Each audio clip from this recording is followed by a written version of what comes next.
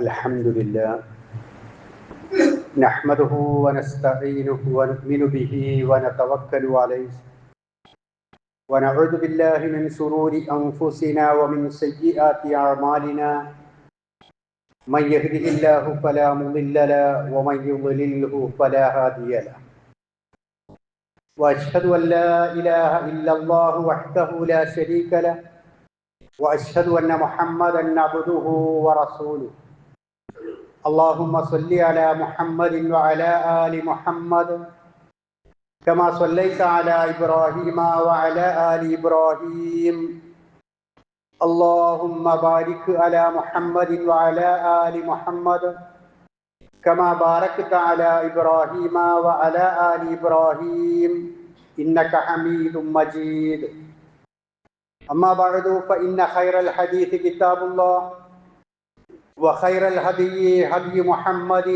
صلى الله عليه وسلم وشر الأمور محدثاتها وكل محدثة بدعة وكل بدعة ضلالة وكل ضلالة في النار يا أيها الذين آمنوا اتقوا الله حق تقاته ولا تموتن إلا وأنتم مسلمون أيها الإخوان والأخوات أوصيكم عباد الله ونفسي أولا بتقوى الله أعوذ بالله من الشيطان الرجيم بسم الله الرحمن الرحيم ولتكن منكم أمة يدعون إلى الخير ويأمرون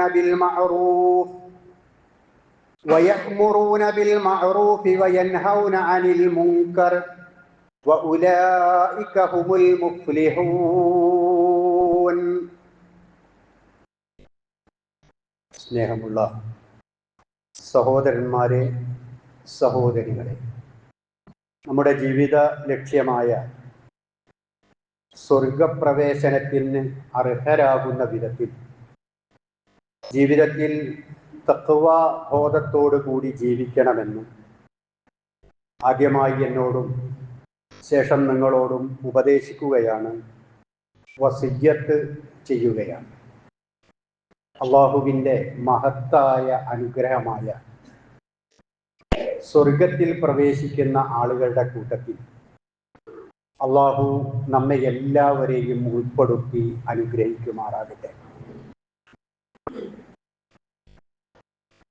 Indian ജനത ഒരു സ്വാതന്ത്ര്യ ദിനം കൂടി ആഘോഷിക്കുവാൻ വേണ്ടി തയ്യാറെടുക്കുകയാണ്.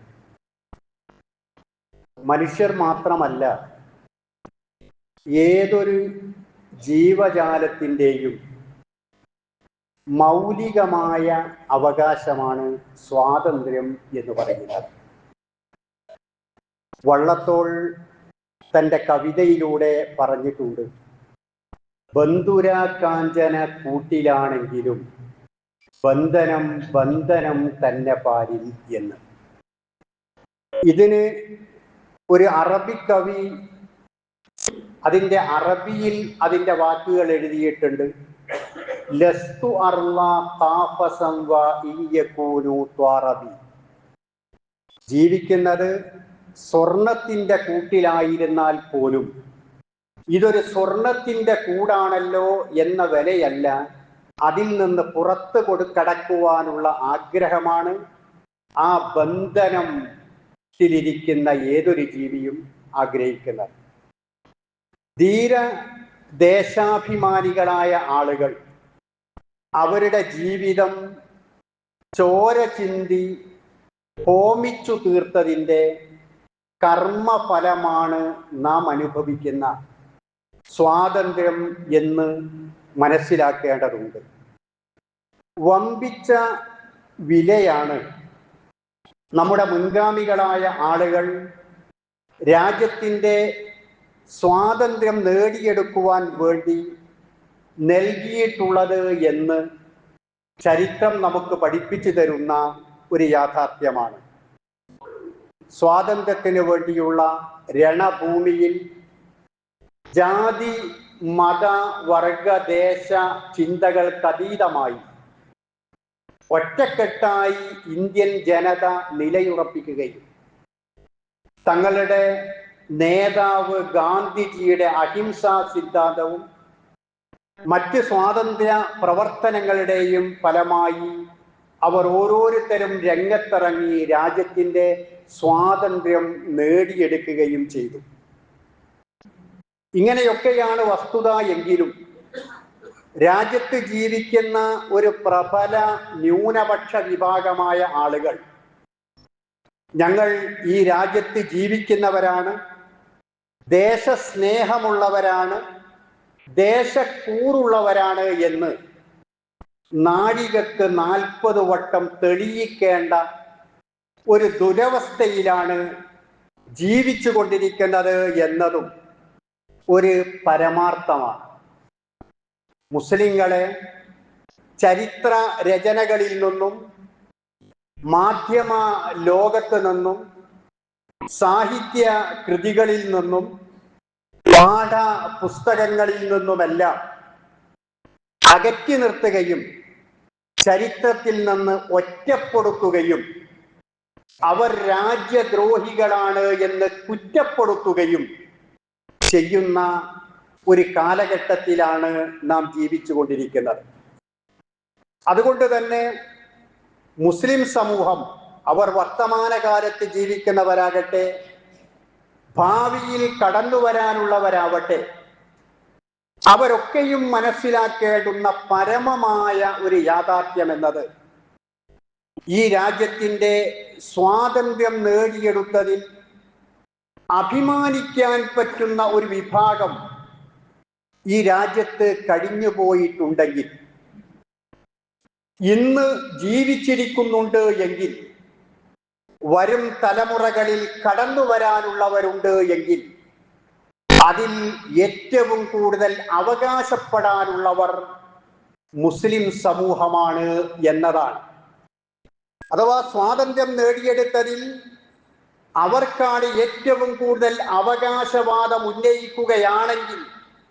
ഉന്നയിക്കുവാനുള്ളത്. ഖുശ്വന്ത് സിംഗ് എന്ന് പറയുന്ന പ്രസിദ്ധ സാഹിത്യകാരൻ പറയുകയുണ്ടായി, ഇന്ത്യൻ സ്വാതന്ത്ര്യ സമരം യഥാർത്ഥത്തിൽ എഴുതിയത് മുസ്ലിം ചോരയിലാണ്. കാരണം ജനസംഖ്യയുടെ ആനുപാതികമായി നോക്കുമ്പോൾ അവരുടെ പങ്കാളിത്തം വളരെ വലുതാണ് എന്ന്. സ്വാതന്ത്ര്യ സമരം നടക്കുമ്പോൾ ഇന്ത്യ രാജ്യത്തെ മുസ്ലിങ്ങളുടെ ശതമാനം എന്നത് 8%, 10% മാത്രമാണ്. ആ അവസ്ഥയിൽ അവരുടെ സ്വാതന്ത്ര്യ പ്രവർത്തനങ്ങളിലുള്ള പങ്ക് ആലോചിക്കുകയാണ് എങ്കിൽ അത് ഏറ്റവും വലുതാണ് എന്ന് ഖുശ്വന്ത് സിംഗ് എഴുതി വെച്ചത് നമുക്ക് കാണാൻ സാധിക്കുന്നതാണ്. നമുക്കറിയാവുന്നതുപോലെ ഇന്ത്യ മഹാരാജ്യം നൂറ്റാണ്ടുകളോളം വൈദേശികളുടെ കൈകളിലായിരുന്നു എന്നത് ചരിത്രമാണ്. അവിടെ നിന്ന് 1858 മുതൽ ബ്രിട്ടീഷ് സാമ്രാജ്യമാണ് നമ്മുടെ രാജ്യം ഭരിച്ചിട്ടുള്ളത്. 947 വരെ 90 വർഷം, ഒരു നൂറ്റാണ്ട് തികഞ്ഞിട്ടില്ല. 90 വർഷക്കാലം ഇന്ത്യ ഭരിച്ചത് ബ്രിട്ടീഷുകാരായിരുന്നു.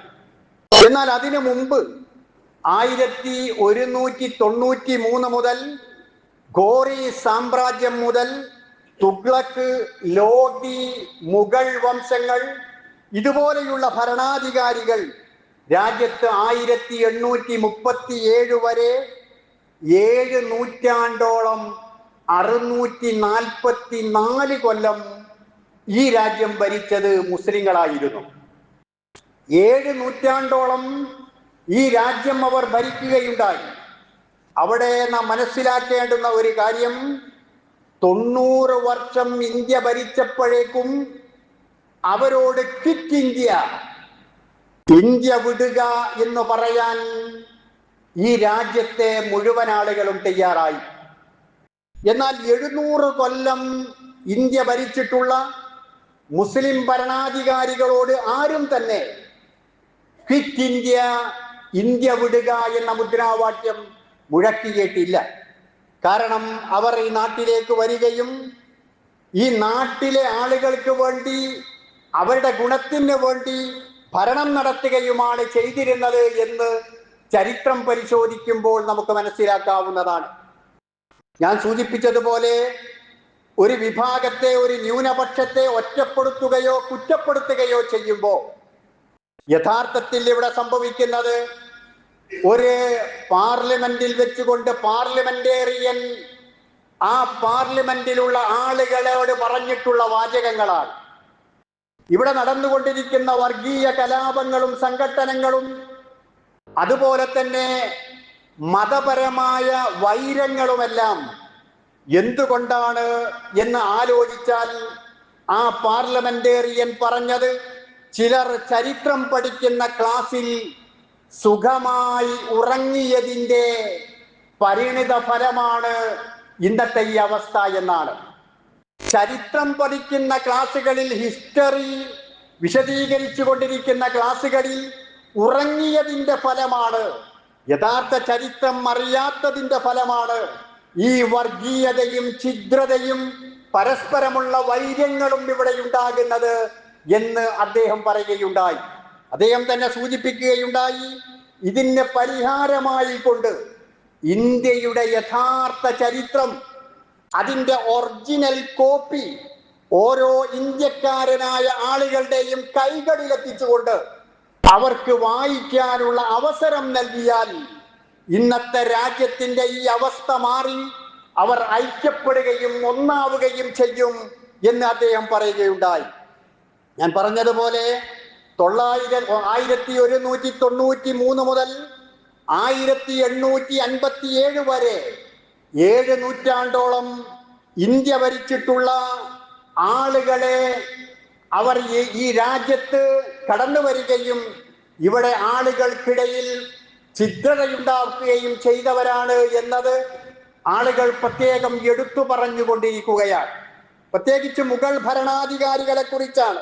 ബാബറും ഔറംഗസീബും അതുപോലെയുള്ള മുഗൾ ഭരണാധികാരികളായ ആളുകൾ ഈ രൂപത്തിൽ രാജ്യത്തെ കുളം തോണ്ടുകയാണ് ചെയ്തിട്ടുള്ളത് എന്ന് അവർ പറയുമ്പോൾ അവരുടെ കാലഘട്ടങ്ങളിൽ എന്താണ് നടന്നത് എന്നത് ആലോചിക്കുകയും പഠിക്കുകയും ചിന്തിക്കുകയും ചെയ്യേണ്ടുന്ന ബാധ്യത മുസ്ലിങ്ങളായ നമ്മൾക്ക് ഓരോരുത്തർക്കുമുണ്ട്. 1528 ബാബറിന്റെ കാലത്ത് ഒരു പള്ളി ബാബറി മസ്ജിദ് എന്ന പേരിൽ പണി കഴിപ്പിച്ചു എന്നത് പരമസത്യമായ ഒരു യാഥാർത്ഥ്യമാണ്. 325 വർഷം, 3 നൂറ്റാണ്ടിലധികം ഈ പള്ളിയുടെ പേരിൽ ഒരു അവകാശവാദം പോലും ആരും ഉന്നയിച്ചിട്ടില്ല എന്നതും മറ്റൊരു സത്യമാണ്. മുഗൾ ഭരണകാലത്ത് നിർവഹിച്ചിട്ടുള്ള പ്രസിദ്ധമായ ആ പള്ളിയുടെ ഇന്നത്തെ അവസ്ഥ ഒരു പഞ്ചായത്ത് പറയുന്നതിന്റെ രൂപത്തിൽ സുപ്രീം കോടതി തീർപ്പാക്കിയതും നാം മനസ്സിലാക്കിയിട്ടുള്ള ചരിത്രമാണ്. അതുപോലെ തന്നെ 49 വർഷം ഇന്ത്യ ഭരിച്ചിട്ടുള്ള ഭരണാധികാരിയാണ് മുഗൾ ഭരണാധികാരിയായ ഔറംഗസീബ് എന്ന് പറയുന്ന ആൾ. അദ്ദേഹം ഖജനാവിൽ കൈയിട്ടു വാരാതെ, തൻ്റെ ചെലവിനുള്ളത്, തൻ്റെ ജീവിതത്തിന് ആവശ്യമായത് ഖജനാവിൽ കൈയിട്ടു വാരാതെ ഖുർആൻ പകർത്തിയെഴുതിയും തൊപ്പി തുന്നിയുമാണ് ഔറംഗസീബ് എന്ന 49 വർഷം ഇന്ത്യ ഭരിച്ച മുഗൾ ഭരണാധികാരി തൻ്റെ ജീവിതത്തിന് ആവശ്യമായ കാശുണ്ടാക്കിയിട്ടുള്ളത്. ഖജനാവിൽ നിന്ന് ചില്ലിക്കാശ് പോലും അദ്ദേഹം എടുത്തിട്ടുണ്ടായിരുന്നില്ല. അദ്ദേഹത്തിന്റെ അരപ്പട്ടയിൽ എപ്പോഴും, ഞാൻ എപ്പോൾ മരണപ്പെട്ടാലും എൻ്റെ ശേഷക്രിയക്ക് ആവശ്യമായിട്ടുള്ള പണം തൻ്റെ അരപ്പട്ടയിൽ കരുതി വെച്ചുകൊണ്ടായിരുന്നു ഔറംഗസീബ് എന്ന ഭരണാധികാരി ഭരണം നടത്തിയിരുന്നത് എന്ന് ചരിത്രത്തിൽ നിന്ന് നാം മനസ്സിലാക്കുന്നു. എന്നാൽ ബാബറിനെയും ഔറംഗസീബിനെയും എല്ലാം എത്രമാത്രം വർഗീയവാദികളായിട്ടാണ് ഇന്ന് ആളുകൾ മനസ്സിലാക്കുകയും ചിത്രീകരിക്കുകയും ചെയ്യുന്നത് എന്നത് നാം മനസ്സിലാക്കേണ്ടുന്ന കാര്യമാണ്, തിരുത്തേണ്ട, അറിയേണ്ടുന്ന വസ്തുതയുമാണ്. അതുപോലെ തന്നെ ഒരു സംസ്കാരത്തിന്റെ അടയാളപ്പെടുത്തലുകളായി ആ ഭരണകൂടം 7 നൂറ്റാണ്ടുകാലം നമ്മുടെ രാജ്യത്ത് ഭരണം നടത്തിയ സമയത്ത് അതിൻ്റെ സംസ്കാരത്തിൻ്റെ അടയാളപ്പെടുത്തലുകളായി നമ്മുടെ രാജ്യത്തേക്ക് ടൂറിസ്റ്റുകൾ കടന്നു വന്നാൽ, അമേരിക്കയിൽ നിന്ന് മറ്റു രാജ്യങ്ങളിൽ നിന്ന് നമ്മുടെ നാടുകളിലേക്ക് കടന്നു വരുന്ന ആളുകൾക്ക് സംസ്കാരത്തിന്റെ അടയാളപ്പെടുത്തലുകളായി കാണുവാനുള്ളത് ചാർമിനാറും കുത്തബ് മീനാറും താജ്മഹലും ചെങ്കോട്ടയും ആഗ്രാകോട്ടയും ഫത്തേപൂർ സിക്രിയുമെല്ലാമാണ്. നാം ഡൽഹിയിൽ പോയാൽ അതുപോലെയുള്ള ഒരുപാട് സാംസ്കാരിക കേന്ദ്രങ്ങളെ നാം കാണുന്നുണ്ട്. ഇതെല്ലാം തന്നെ നമ്മുടെ രാജ്യത്ത് സ്വാതന്ത്ര്യം ലഭിച്ചതിന് ശേഷമുണ്ടായതല്ല, മറിച്ച് മുഗൾ ഭരണാധികാരികളായ കാലഘട്ടത്തിൽ ആ ഭരണാധികാരികൾ പണി കഴിപ്പിച്ചിട്ടുള്ളതാണ്. ബംഗാളിലെ മുർഷിദാബാദ് നഗരത്തിലൂടെ നടന്നു പോകുന്ന റോബർട്ട് ക്ലൈവ് എന്ന് പറയുന്ന വൈസ്രോയി ആ നഗരം കണ്ടുകൊണ്ട് പറഞ്ഞിട്ടുള്ളത്, ഇവിടെ ഇത്രമാത്രം സമ്പന്നമാണ്, ലണ്ടൻ ഒന്നുമല്ല എന്നാണ്. അത്രയ്ക്ക് സമ്പന്നമായ ഒരു രൂപത്തിലേക്ക് നമ്മുടെ രാജ്യത്തെ വളർത്തിക്കൊണ്ടുവരാൻ അന്നത്തെ അവർ വൈദേശികളാണെങ്കിലും അവർക്ക് സാധിച്ചിട്ടുണ്ട് എന്നതൊരു പരമാർത്ഥമാണ്. അന്നത്തെ ആഭ്യന്തര ഉൽപാദനം എന്ന് പറയുന്നത് 25%. അവർ ഭരണം നടത്തിയിരുന്ന കാലത്ത് ആഭ്യന്തര ഉൽപാദനം എന്ന് പറയുന്നത് 25%. എന്നാൽ 7 നൂറ്റാണ്ടുകാലം ഈ രാജ്യത്ത് ഭരണം നടത്തിയതിനു ശേഷം ബ്രിട്ടീഷുകാർ ആ ഭരണത്തിലേറി 90 വർഷം കഴിയുമ്പോഴേക്ക് നമ്മുടെ ആഭ്യന്തര ഉൽപാദന നിരക്ക് എന്ന് പറയുന്നത് വെറും 4.2 കൂപ്പുകുത്തി. കാരണം അവർ ഇവിടെ വെച്ചുകൊണ്ട് നമ്മുടെ രാജ്യത്തെ സമ്പന്നമാക്കാനായിരുന്നില്ല ശ്രമിച്ചിരുന്നത്. ഇവിടെ ഉണ്ടായിരുന്ന എന്തെല്ലാം വിലപിടിപ്പുള്ള വസ്തുക്കളുണ്ടോ, സുഗന്ധദ്രവ്യങ്ങളുണ്ടോ, ഈ രാജ്യത്തുള്ള വസ്തുക്കളെ മുഴുവനും അവരുടെ രാജ്യത്തേക്ക് കയറ്റി അയക്കുവാനാണ് അവർ ശ്രമിച്ചിട്ടുണ്ടായിരുന്നത്. ഒരു വേള താജ്മഹലിനെ പോലും, ലോകാത്ഭുതങ്ങളിലൊന്നായ താജ്മഹലിനെ പോലും ഇവിടെ നിന്ന് കടത്തിക്കൊണ്ടു പോകാൻ അവർ ശ്രമിക്കുകയുണ്ടായി. 2 പ്രാവശ്യം ബ്രിട്ടീഷുകാർ താജ്മഹലിനെ ലേലത്തിൽ വെച്ചിട്ടുണ്ട്. ട്രാൻസ്പോർട്ടേഷൻ ചെലവ് അധികമാകും എന്നതുകൊണ്ടാണ് ആ ശ്രമം അവർ ഉപേക്ഷിച്ചു പോയിട്ടുള്ളത്. അപ്പോ അത്തരത്തിലുള്ളതാണ് ബ്രിട്ടീഷുകാരുടെ ചരിത്രം എന്ന് പറയുന്നത്. എന്നാൽ ഇന്ത്യൻ സ്വാതന്ത്ര്യ സമരത്തിൽ ഞാൻ നേരത്തെ പറഞ്ഞതുപോലെ എല്ലാ ആളുകളും ഒന്നിച്ച് അണിനിരക്കുകയാണ്. ആ ദേശക്കൂറിന്റെ പേരിൽ മുസ്ലിമെന്നോ ഹിന്ദുവെന്നോ അവർ വേർതിരിഞ്ഞു നിന്നില്ല. നമുക്ക് കാണാം സാമൂതിരിയും കുഞ്ഞാലി മരക്കാന്മാർ ഒരു കുടുംബത്തിന്റെ പേരാണ്. സാമൂതിരിയുടെ സൈന്യത്തിൽ നിന്നുകൊണ്ട് നാവികപ്പടക്ക് നേതൃത്വം നൽകിയിട്ടുള്ള ആളുകളാണ് കുഞ്ഞാലി മരക്കാന്മാർ എന്ന് പറയുന്നത്. 4-ാം കുഞ്ഞാലി മരക്കാരെ ചതിയിൽപ്പെടുത്തി കൊലപ്പെടുത്തുകയും 4 കഷ്ണങ്ങളാക്കി ഗോവയിലെ പനാജി കടപ്പുറത്ത് കെട്ടിത്തൂക്കുകയും ചെയ്തു എന്നാണ് ചരിത്രം പറയുന്നത്. രാജ്യസ്നേഹത്തിന്റെ പേരിൽ ബ്രിട്ടീഷുകാരുമായി ഏറ്റുമുട്ടിയിട്ടുള്ള 4-ാം കുഞ്ഞാലി മരക്കാരെ പിടികൂടുകയാണ്, എന്നിട്ട് അദ്ദേഹത്തെ വധിക്കുകയാണ്, 4 കഷ്ണങ്ങളാക്കുകയാണ്, എന്നിട്ട് പനാജി കടപ്പുറത്ത് കെട്ടിത്തൂക്കിയത് നമുക്ക് കാണുവാൻ സാധിക്കുന്നതാണ്. അങ്ങനെ മുസ്ലിങ്ങളുടെ ദേശക്കൂറിൽ രാജ്യത്തിന് വേണ്ടിയുള്ള ആ രംഗത്ത് അവർ പല സന്ദർഭങ്ങളിലും ജീവൻ തന്നെ ബലി നൽകേണ്ടി വന്നിട്ടുണ്ട്. ആ ചരിത്രത്തിൽ നമുക്ക് കാണാം. നാം പറഞ്ഞതുപോലെ സാമൂതിരിയും കുഞ്ഞാലി മരക്കാരും ടിപ്പു സുൽത്താനും പൂർണ്ണയ്യയും.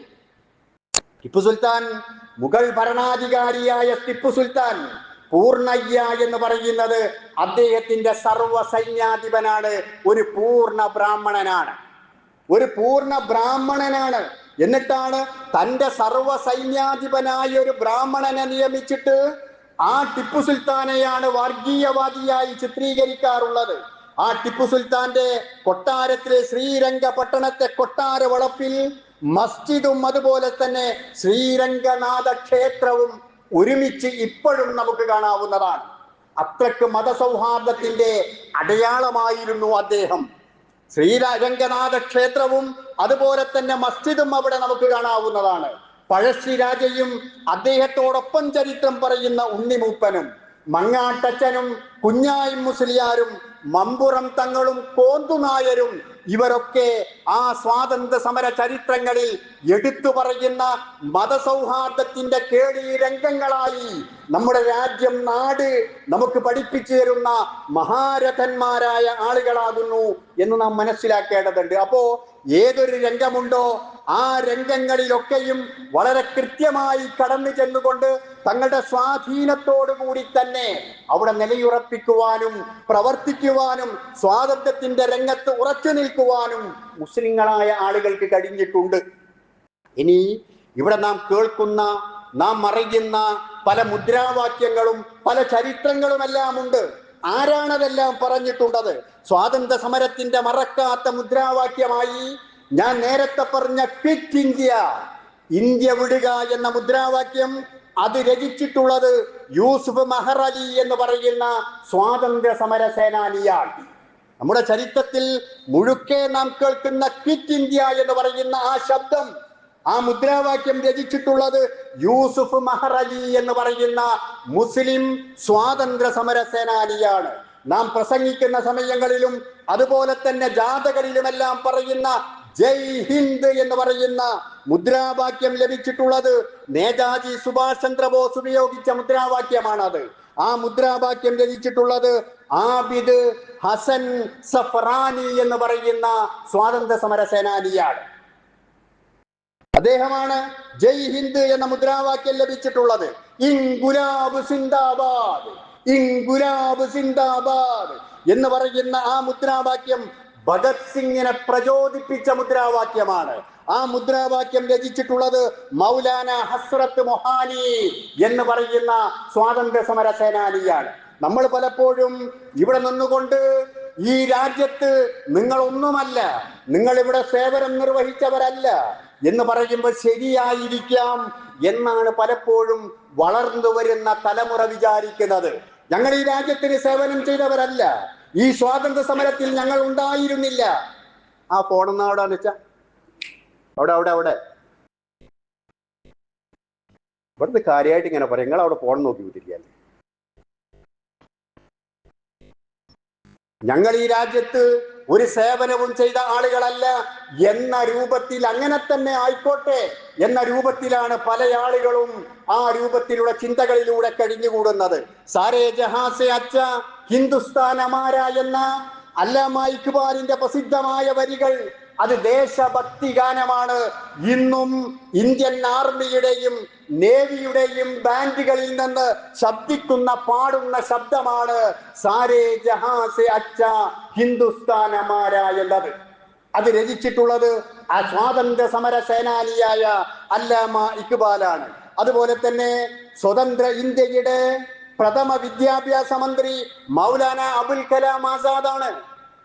അദ്ദേഹം ഖുർആൻ മുഴുവനും ഹിഫ്ളുള്ള മഹാപണ്ഡിതനും ഖുർആനിന് വിവരണം എഴുതിയിട്ടുള്ള ആളുമായിരുന്നു.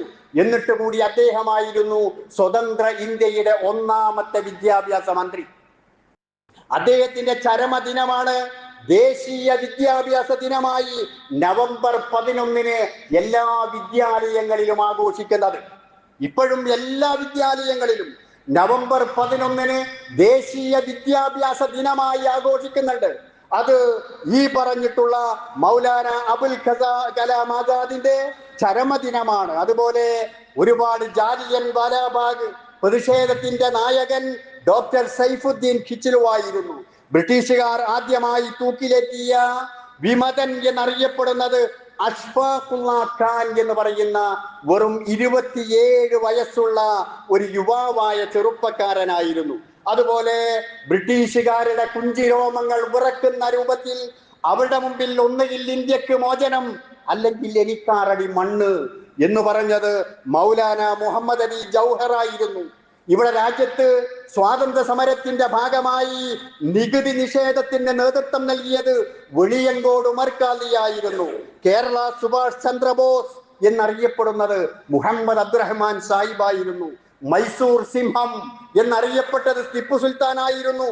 സ്വദേശാഭിമാനി എന്നറിയപ്പെട്ടത് വക്കം അബ്ദുൽ ഖാദർ മൗലവിയായിരുന്നു. ഗാന്ധിജി വിളിച്ചു കൂട്ടിയിട്ടുള്ള വിദ്യാഭ്യാസ വിചക്ഷണന്മാരുടെ യോഗത്തിൽ അധ്യക്ഷം വഹിച്ചത് ഡോക്ടർ സക്കീർ ഹുസൈൻ ആയിരുന്നു. ഇന്ത്യ ചരിത്രം നാം എടുത്ത് വായിക്കുകയും പഠിക്കുകയുമാണ് എങ്കിൽ നിറഞ്ഞു നിൽക്കുന്ന മുസ്ലിം നേതാക്കളുടെ ചരിത്രങ്ങളാണ് നമുക്ക് മനസ്സിലാക്കാൻ സാധിക്കുക. അതുകൊണ്ട് പ്രിയപ്പെട്ടവരെ, ഈ ചരിത്രങ്ങളൊക്കെ നമ്മൾ അറിയേണ്ടതാണ്. ആ ചരിത്രങ്ങളൊക്കെ നമ്മൾ മനസ്സിലാക്കേണ്ടതാണ്. അതിനനുസരിച്ചുകൊണ്ട് ഭാവിയെ നാം നോക്കിക്കാണേണ്ടതാണ്. ഈ രാജ്യത്ത് നാം എന്ത് സേവനങ്ങൾ അർപ്പിച്ചു എന്ന് നമ്മൾ മനസ്സിലാക്കേണ്ടതുണ്ട്. ഇന്ന് ദേശീയ സമരത്തിൽ പങ്കെടുത്ത് ധീര രക്തസാക്ഷിത്വം വഹിച്ചിട്ടുള്ള 95,300 ആളുകളുടെ പേര് ഇന്ത്യ ഗേറ്റിൽ എഴുതി വെച്ചിട്ടുണ്ട്. 95,300 ആളുകളുടെ പേര് ഇന്ത്യ ഗേറ്റിൽ എഴുതി വെച്ചിട്ടുണ്ട്. ഞാൻ നിങ്ങളോട് നേരത്തെ പറഞ്ഞു, അന്ന് ആ സമരം നടക്കുമ്പോ ഇന്ത്യയിലെ മുസ്ലിം ജനസംഖ്യ വെറും 8%, 10% മാത്രമാണ്. എന്നിട്ടും 65%-ലധികം രാജ്യത്തിന് വേണ്ടി രക്തസാക്ഷികളായ ആളുകളിൽ 65%-ലധികം അഥവാ 61,395 ആളുകൾ മുസ്ലിങ്ങളായിരുന്നു. രാജ്യത്തിന് വേണ്ടി രക്തസാക്ഷിത്വം വഹിച്ചതിൽ 65% ഇന്ത്യ ഗേറ്റിൽ എഴുതി വെച്ചിട്ടുള്ള പേരുകളിൽ അവിടെ ഹൈന്ദവ സഹോദരങ്ങൾ 25,895 ആളുകളെയുള്ളൂ. സിഖ് മതത്തിൽപ്പെട്ട ആളുകൾ 8,050 ആളുകൾ മാത്രമേയുള്ളൂ. അപ്പോ രാജ്യത്തിന്റെ സ്വാതന്ത്ര്യത്തിൽ മുഖ്യമായ പങ്ക് വഹിച്ചിട്ടുള്ള ആളുകളാണ് ഈ ജനവിഭാഗം, ന്യൂനപക്ഷം എന്നത് നാം തിരിച്ചറിയേണ്ടുന്ന കാര്യമാണ്. വാരിയംകുന്നത്ത് കുഞ്ഞഹമ്മദ് ഹാജി, അദ്ദേഹം മലയാള നാട് എന്ന ഒരു പ്രത്യേക നാട് ബ്രിട്ടീഷുകാർക്കെതിരിൽ അവർക്ക് കടന്നു ചെല്ലാൻ പറ്റാത്ത രൂപത്തിൽ അദ്ദേഹം ഒരു പ്രത്യേക പ്രദേശമുണ്ടാക്കി. മുസ്ലിം നാട് എന്നല്ല അദ്ദേഹം പേര് നൽകിയത്. മുസ്ലിം നാട് എന്നല്ല, മലയാള നാട് എന്നാണ് അദ്ദേഹം പേര് നൽകിയത്. അവിടെ ബ്രിട്ടീഷ് പട്ടാളത്തിന് പോലും കടന്നു വരാൻ പറ്റാത്ത അവസ്ഥയുണ്ടായിരുന്നു. അങ്ങനെ അവസാനം അദ്ദേഹത്തെ പിടികൂടി. അങ്ങനെ പിടികൂടി കുതിരവണ്ടിയിൽ 12 കിലോമീറ്ററോളം വാരിയംകുന്നത്ത് കുഞ്ഞഹമ്മദ് ഹാജിയെ കെട്ടിവലിച്ചു, ചാട്ടവാർ കൊണ്ട് അടിച്ചു, ബയണറ്റ് കൊണ്ട് കുത്തി. അദ്ദേഹത്തിന്റെ പല്ലുകൾ അടർന്നു പോയി, താടി മീശ രോമങ്ങൾ പറിച്ചെടുത്തു. വെട്ടിമാറ്റിയതല്ല, പറിച്ചെടുത്തു. അദ്ദേഹത്തിന് വേദന അനുഭവിക്കാൻ വേണ്ടി വാരിയംകുന്നത്ത് കുഞ്ഞഹമ്മദ് ഹാജി അവസാനം ബ്രിട്ടീഷുകാർ പറഞ്ഞു, നിങ്ങൾക്ക് ഞങ്ങൾ ഒരു ഓഫർ നൽകാം, മക്കയിൽ നിങ്ങൾക്ക് താമസ സൗകര്യം ഏർപ്പെടുത്താം. വാരിയംകുന്നനോട് പറഞ്ഞതാണ്, മക്കയിൽ നിങ്ങൾക്ക് താമസ സൗകര്യം ഏർപ്പെടുത്താം.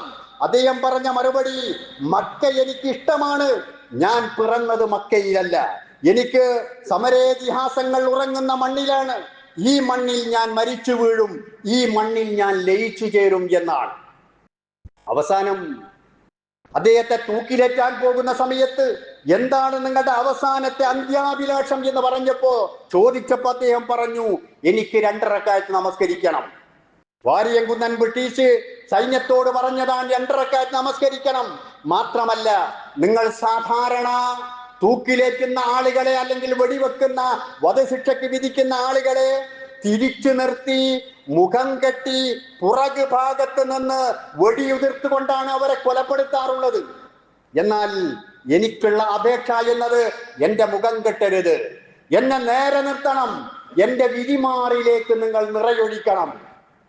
ധീരമായ ആ ശബ്ദം ഈ രാജ്യത്തിന്റെ സ്വാതന്ത്ര്യത്തിന് വേണ്ടി ഇതുപോലെയുള്ള സ്വാതന്ത്ര്യത്തിന്റെ പ്രവർത്തനങ്ങളിൽ ഏർപ്പെട്ട മറ്റേത് സമുദായത്തിൽപ്പെട്ട ആളുകളെയാണ് നമുക്ക് കാണാൻ സാധിക്കുക.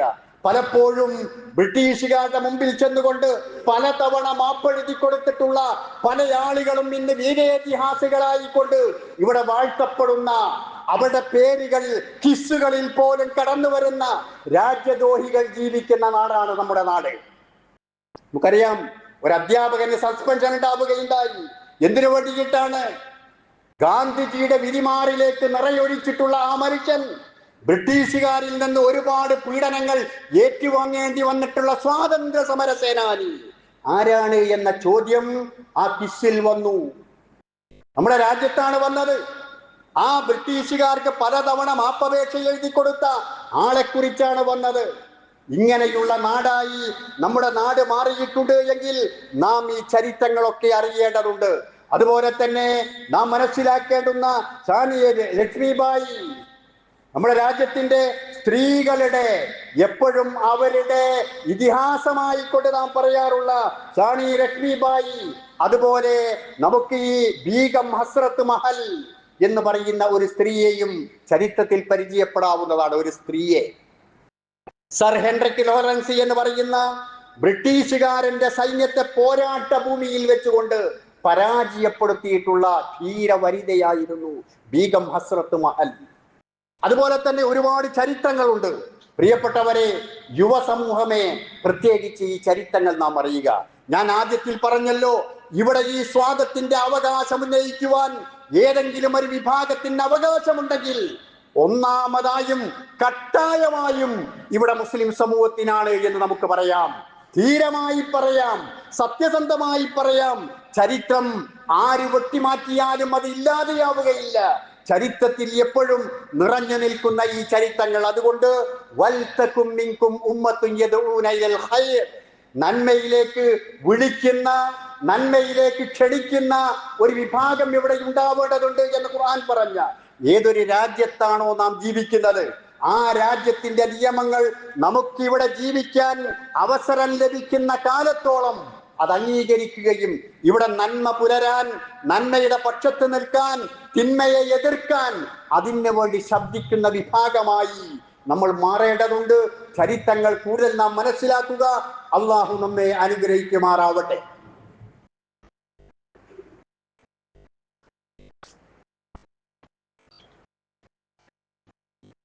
അൽഹംദുലില്ലാഹ് വസല്ലല്ലാഹു അലാ മുഹമ്മദ് സ്വലാത്തൻ തദൂമു ബിഹി ഇലാ യൗമിൽ ഹിസാബ്. അയ്യുഹൽ ഇഖ്വാൻ വൽ അഖവാത്ത്, ഊസികും ഇബാദല്ലാഹി വനഫ്സി സാനിയ ബിതഖ്വല്ലാഹ്.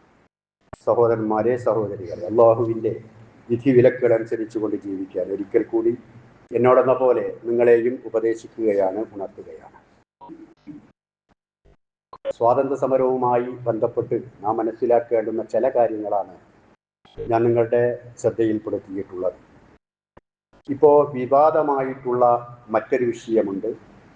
അത് വന്ദേ മാതരവുമായി ബന്ധപ്പെട്ടുകൊണ്ട് അത് മുഴുവൻ പാടണമോ അല്പം പാടണമോ എന്ന് പറയുന്ന ഒരു വിവാദമാണ്. നമ്മുടെ ദേശീയ ഗാനം എന്ന് പറയുന്നത് നമുക്കറിയാവുന്നത് പോലെ ജനഗണമന എന്ന് പറയുന്നതാണ്. ദേശീയ ഗീതമാണ് വന്ദേ മാതരം എന്ന് പറയുന്നത്. എന്നാൽ ഈ വന്ദേ മാതരത്തിൻ്റെ 2 ചരണങ്ങൾ, അതിൻ്റെ 6 ചരണങ്ങളാണുള്ളത്, 6 ചാൻസകൾ. അതിൽ 2 ചാൻസകൾ മാത്രമാണ് അത് ദേശീയ ഗീതമായി അംഗീകരിക്കപ്പെട്ടിട്ടുള്ളത്.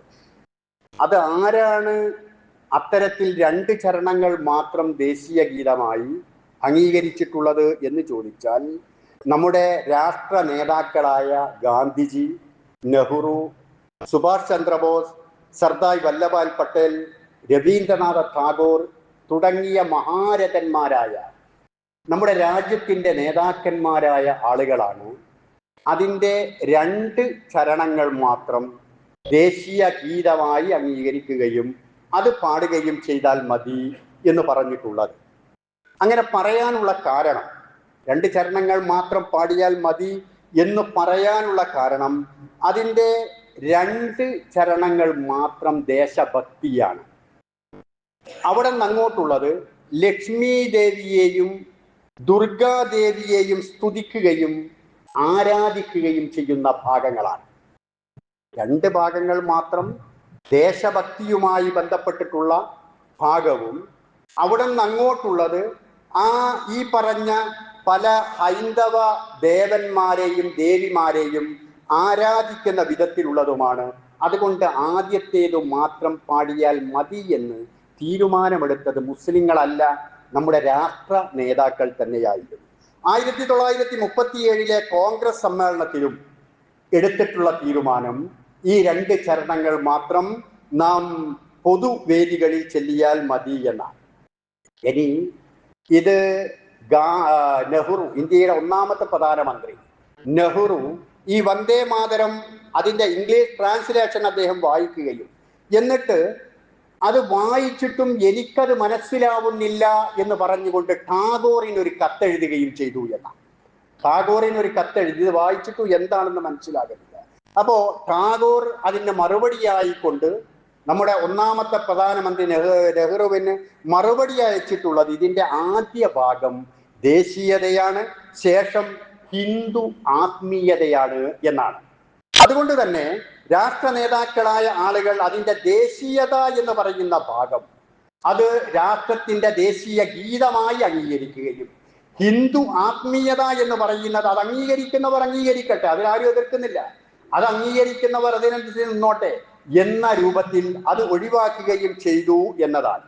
ഇത് എഴുതിയിട്ടുള്ളത് ബങ്കിം ചന്ദ്ര ചാറ്റർജി എന്ന് പറയുന്ന ബംഗാൾ എഴുത്തുകാരൻ 1875 നവംബർ 7 ഒരു നവരാത്രി ദിനത്തിലാണ്. അദ്ദേഹത്തിന്റെ അതുമായി ബന്ധപ്പെട്ട ചരിത്രങ്ങളെല്ലാം നമുക്കറിയാവുന്നതാണ്. ഈ ചാറ്റർജി ഇത് എഴുതുന്ന സമയത്ത് അദ്ദേഹം ബ്രിട്ടീഷ് സർക്കാരിൽ ഡെപ്യൂട്ടി മജിസ്ട്രേറ്റായി ഉന്നത ജോലിയിൽ നിൽക്കുന്ന സമയത്താണ് അദ്ദേഹം ഇത് എഴുതിയിട്ടുള്ളത്. ഇത് ബ്രിട്ടീഷുകാർക്കെതിരിലുള്ള ഒരു സംഭവമായിട്ടല്ല അത് പ്രസിദ്ധീകരിക്കപ്പെട്ടിട്ടുള്ളത്. ചാറ്റർജിയുടെ തന്നെ ആനന്ദമഠം എന്ന് പറയുന്ന ഒരു നോവലിലാണ് ഇത് വന്നിട്ടുള്ളത്. നോവലിൽ ആനന്ദമഠം എന്ന നോവലിൽ പ്രത്യേകമായി അദ്ദേഹം എതിർത്തിട്ടുള്ളത് ഈ പറഞ്ഞ ബ്രിട്ടീഷുകാരെ അല്ല, മുഖ്യ ശത്രുവായി ആനന്ദമഠം എന്ന നോവലിൽ കാണുന്നത് മുസ്ലിങ്ങളെയാണ്. അത് തന്നെ അദ്ദേഹം ആ ചരിത്രത്തെ വക്രീകരിക്കുകയാണ് ചെയ്തിട്ടുള്ളത്. യഥാർത്ഥത്തിൽ സന്യാസി ഫക്കീർ കലാപം എന്ന ഒരു കലാപം ഉണ്ടായിരുന്നു. ആ കലാപത്തെ ആസ്പദമാക്കിക്കൊണ്ടാണ് അദ്ദേഹം ഈ ആനന്ദമഠം നോവൽ എഴുതുന്നത്. അതിൽ ഫക്കീർ എന്ന് പറയുന്ന ഭാഗം അദ്ദേഹം മടക്കി മാറ്റി. അന്ന് ഈ ബ്രിട്ടീഷുകാർക്കെതിരിൽ അവർ ഭൂമി കയ്യേറിയതിനെതിരിൽ നടത്തിയിട്ടുള്ള ഒരു കലാപമായിരുന്നു അത്. അപ്പോ ചരിത്രത്തെ ഞാൻ ആ കാര്യം കൂടുതൽ വിശദീകരിക്കുന്നില്ല. ഇവിടെ നമുക്കറിയാനുള്ളത് ഇന്ന് നാം കേൾക്കുന്ന ഈ വിവാദം ഉണ്ടാക്കുവാൻ വേണ്ടി ആളുകൾ വിവാദം ഉണ്ടാക്കുകയാണ്. കാരണം ഇതുവരെ അതിലൊരു അഭിപ്രായ വ്യത്യാസം ആർക്കും ഉണ്ടായിട്ടില്ല. രാഷ്ട്ര നേതാക്കളോ തുടർന്നുള്ള ഭരണകൂടങ്ങളിലോ ഒന്നും ഉണ്ടായിട്ടില്ല. അതിന്റെ 2 ചരണങ്ങൾ ദേശീയ ഗീതമായി അംഗീകരിക്കുകയും അത് പാടുകയും ചെയ്യുക എന്നതാണ് അവർക്ക് സ്വീകരിച്ചുള്ള നിലപാട്. അത് നന്മയുടെയും മതസൗഹാർദ്ദത്തിന്റെയും ഭാഗമായിട്ടാണ്. അങ്ങനെ തന്നെയാണ് സർക്കാരുകളും അതിന്റെ നിലപാടുകൾ സ്വീകരിക്കേണ്ടത്. മതേതര ഇന്ത്യയാണ് ഇവിടെ നിലനിൽക്കുന്നത് എന്ന് നാം തിരിച്ചറിയണം. ഈ വസ്തുതകളെ ചരിത്രപരമായി നമ്മൾ മനസ്സിലാക്കണം. പത്രങ്ങളിൽ നിന്ന്, മീഡിയകളിൽ നിന്ന് എന്താണ് ഈ രാജ്യത്ത് നടന്നുകൊണ്ടിരിക്കുന്നത് എന്ന് അറിഞ്ഞുകൊണ്ടുള്ള ഒരു സമൂഹമായിരിക്കണം മുസ്ലിങ്ങൾ വളർന്നു വരുന്നത്. ഒന്നും അറിയാത്ത ഒഴുക്കിലൊഴുകുന്ന ചവറുകളാകരുത്. ഇവിടെ നടക്കുന്ന ചർച്ചകൾ എന്താണ്, കാര്യങ്ങൾ എന്താണ് എന്നതും നമ്മൾ അറിയേണ്ടതാണ്. അല്ലാഹു സുബ്ഹാനഹു വ തആല ഇസ്സത്തുള്ള ഒരു സമൂഹമായി ജീവിക്കാൻ നമുക്കെല്ലാവർക്കും തൗഫീഖ് നൽകുമാറാകട്ടെ. പ്രിയമുള്ളവരെ, പ്രവാചക തിരുമേനി സല്ലല്ലാഹു അലൈഹി വസല്ലമ തന്റെ തിരുവചനത്തിലൂടെ അസൂയയെ സംബന്ധിച്ച് നമ്മെ താക്കീത് ചെയ്യുന്നുണ്ട്. ജീവിതത്തിൽ തീരെ പാടില്ലാത്ത ഒരു ദുർഗുണമാണ് അസൂയ എന്ന്. അത് തീ വിറകിനെ തിന്നുന്ന രൂപത്തിൽ നമ്മൾ ചെയ്യുന്ന അമലുസ്വാലിഹാറ്റുകളെ തിന്നുകളയും എന്നൊക്കെ വിശദീകരിക്കുന്നു. അത്രയും ഗൗരവമേറിയിട്ടുള്ള അസൂയ 2 വിഷയത്തിൽ അനുവദനീയമാണ് എന്ന് പ്രവാചകൻ പറയുന്നു. അതിലൊന്ന് ലാ ഹസദ ഇല്ലാ ഫിത്നൈൻ റജുലുൻ ആതാഹുല്ലാഹു മാലൻ ഫസല്ലതഹു എന്ന് പറഞ്ഞ് പ്രവാചകൻ വിശദീകരിക്കുകയാണ്. ഒരാൾക്ക് അള്ളാഹു ധനം നൽകി, ആ ധനം നൽകിയത് അയാൾ നല്ല രൂപത്തിൽ അതിനെ സംരക്ഷിക്കുകയും അള്ളാഹുവിന്റെ മാർഗത്തിൽ അത് ചെലവഴിക്കുകയും ചെയ്യും.